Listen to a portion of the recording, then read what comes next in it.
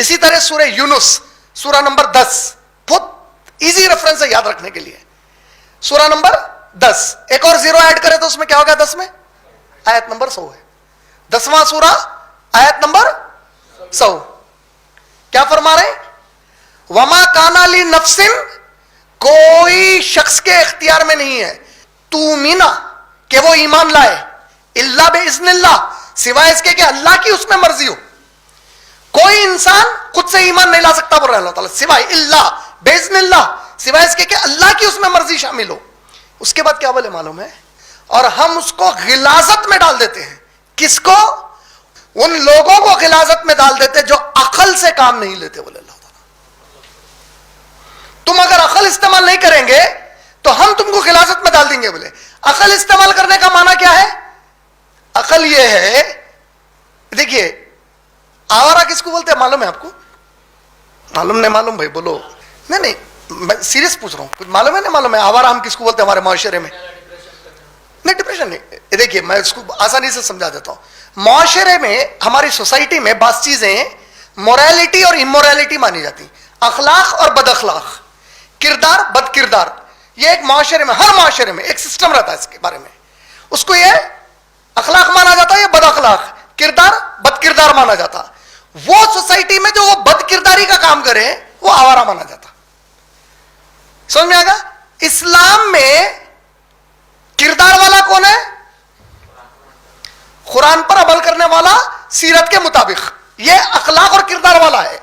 بد اخلاق اور بے کردار جس کو آپ آوارہ بولتے انہیں کون ہے؟ جو ان سے ٹکراتا. سمجھے کی بات؟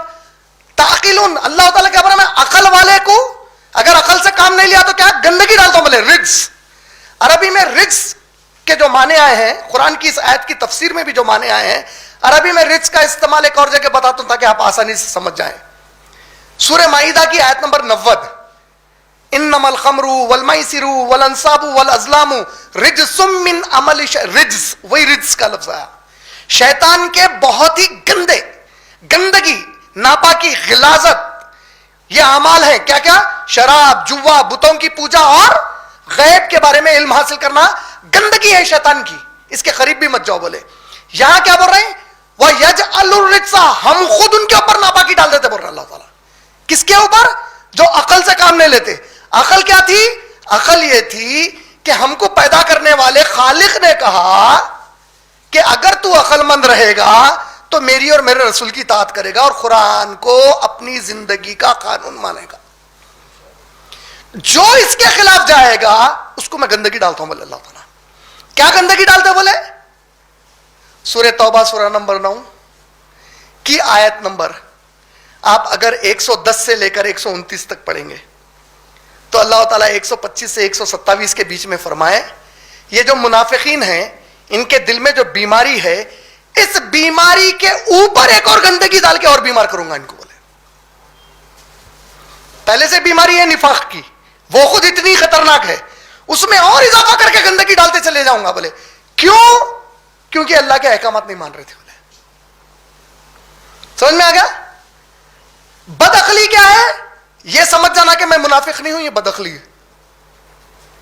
اوور کانفیڈنٹ ہوں میں، اب یہ سب سننے کے باوجود سوچ رہا ہوں یہ میرے لیے نہیں کسی اور کے بولا جا رہا، میں کمپلیسنٹ ہو جا رہا ہوں.